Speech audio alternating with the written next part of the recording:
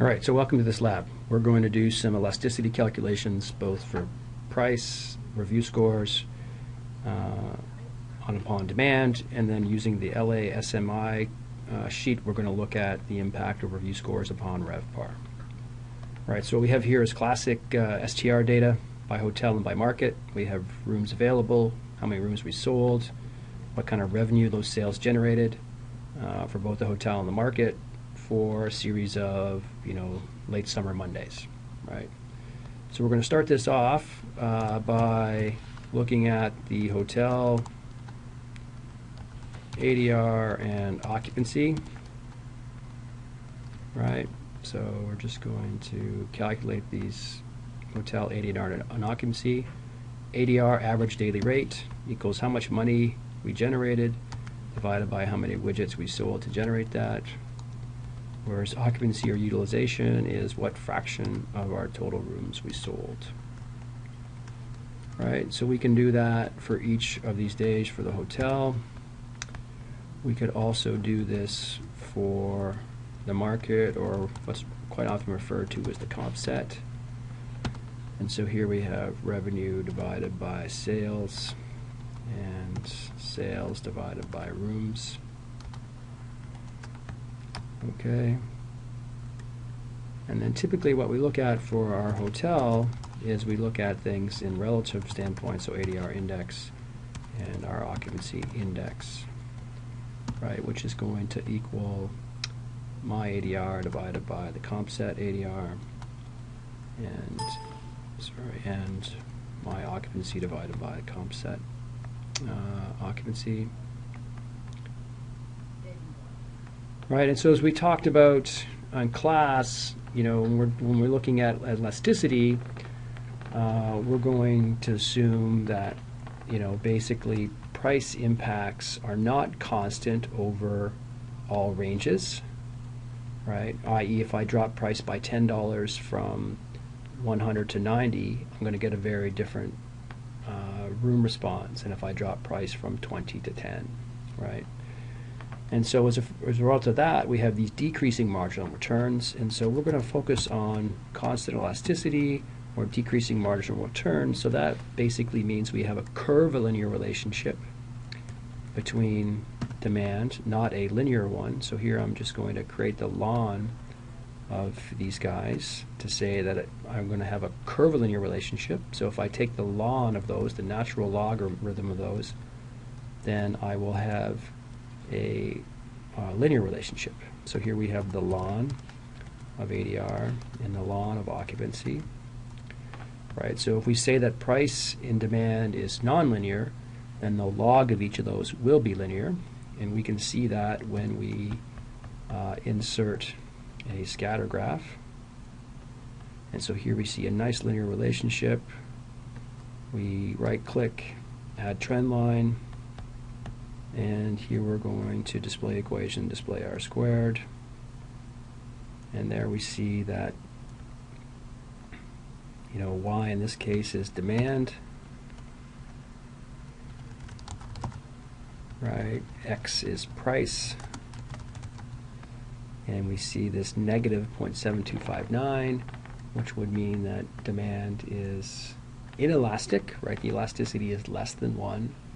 Right, so a 1% change in price generates a 0.72% change in demand.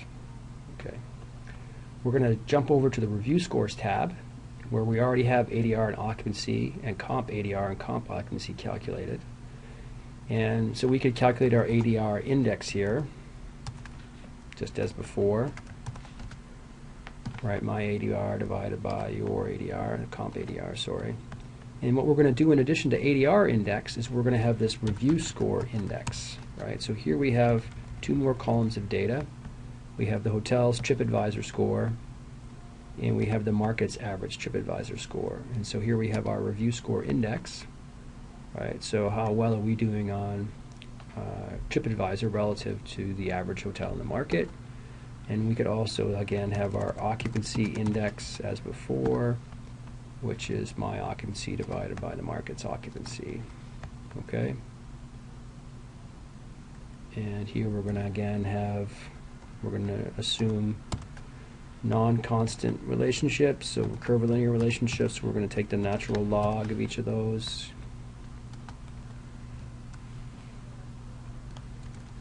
Right, so here we're going to have the ln of ADR index, the ln of review score index, and the ln of occupancy index, right?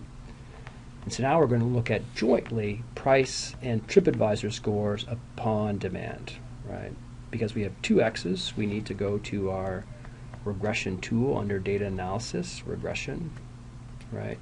Our Y is going to be occupancy, right? And our X is going to be ADR and review score.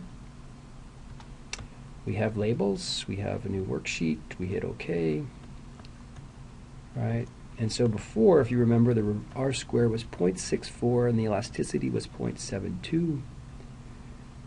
Now the elasticity jumps up to 0.74 and the elasticity goes up from 0.72 to 0.82 because we also have this elasticity for review scores, right? So price is more demand is more responsive to price, right? It's also responsive to TripAdvisor. Increase your TripAdvisor score by 1%. Demand increases by 0.7, decrease price by 1%, demand increases by 0.82%. I mean, the reason that we have an elasticity of 0.82 versus 0.72 is largely because there's a relationship between, oops, wrong sheet. There's a relationship between price. So if I look at the corral of the price vector and the review score vector, oops, what did I do wrong there? 2 R's, 0.32, right? So there's a correlation between price and TripAdvisor scores. So if I exclude TripAdvisor, even though TripAdvisor and they're related, and there's probably also a correlation between TripAdvisor and occupancy, right? So there's you know, again, a weak correlation, but still a correlation. So there's TripAdvisor and occupancy are related. TripAdvisor and price are related. Because of that, when I exclude TripAdvisor, price is trying to measure both the price and the TripAdvisor effect, and that's why we have this subtle change in the elasticity. Okay, so we have to be cautious when we misspecify our model by excluding x's that impact y. Then the x's we include will try and do double lifting. All right, lastly, let's go over to the LA sheet. And here we have, different than the other sheet, we have a lot more data. What we have here is ADR and occupancy and RevPAR. Right, so now we have RevPAR, which is total revenue divided by total rooms available. Right, so it's not ADR, it's revenue divided by all rooms available, so revenue per available room. And then we also have the Global Review Index, which is like an aggregate TripAdvisor score across all sort of social media channels. Right, we have that for the hotel, and we have that for the market. And we also have this dummy to say whether or not there was a branded or an independent hotel. Okay. And so what we're going to do now is create our indices, right? We're going to have, we're going to take the indices, so ADR index, or oops, no equal sign there, ADR index. We're going to have occupancy index. We're going to have GRI index. GRI index, and we're going to have RevPAR index, right? So my ADR divided by your ADR, and all these guys. Oh, I got GRI backwards here, right? So this is RevPAR index. and this is GRI index. Okay.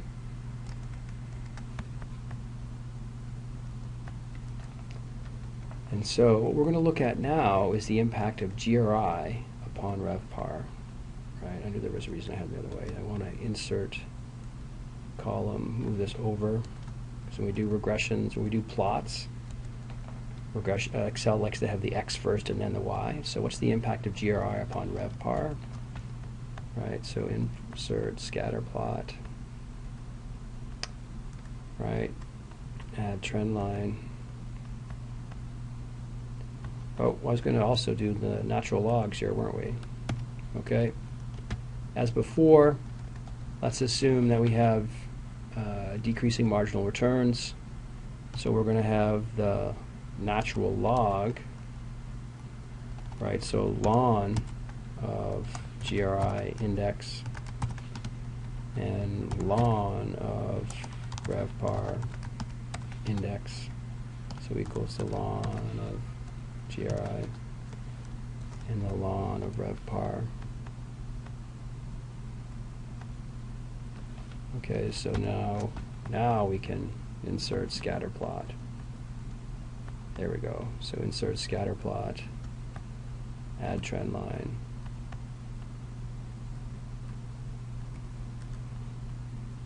Okay, move it out of the way. And so there we see R squared 0.26. You know, you increase your online reputation by 1%, your RevPAR increases by 1.6%. Okay, so what I want to do now, though, is see whether or not that impact is different for branded versus independent hotels. Right. So you could run one regression for when brand was a 1 and another regression for when brand was a 0. Right. So you could run two separate regressions, split the sample into half. Right. What we're going to do is a slightly cooler way. I'm going to insert a column here, and here I'm going to have branded times ln GRI index, right? Which is simply, just like it says, this variable times this guy, right? And so basically, this will equal GRI, the ln of GRI, when brand is a 1, and when brand is a 0, this equals 0, right? So multiplied by 0, I get a 0. Okay.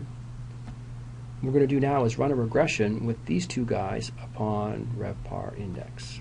So data analysis, regression, right? So our Y is going to be RevPAR index, and our X is going to be ln GRI and brand times ln GRI.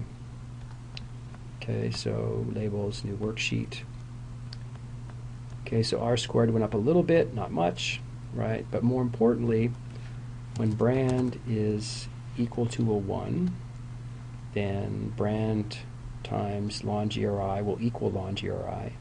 So basically, I'm going to have both of these terms impacting GRI when brand is 1. Right? Oops, did I get those? F2 plus, or not multiply, plus. And then when brand equals a 0, then this term goes away. Right? And all I have is this term.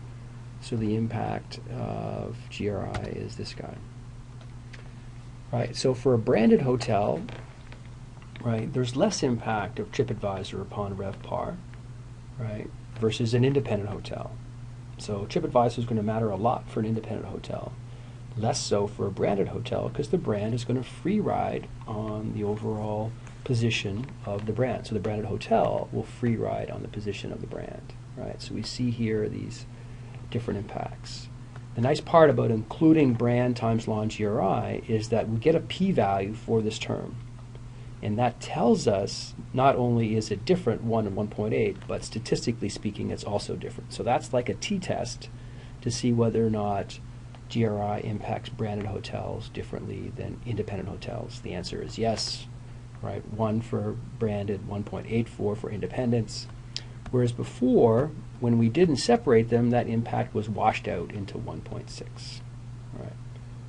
All right, so that sort of includes our look at elasticities, both price, TripAdvisor, upon demand, and then here we just focused on not demand but total performance, sort of price and occupancy rolled into one, which is RevPAR, and the impact of that online reputation upon that total performance.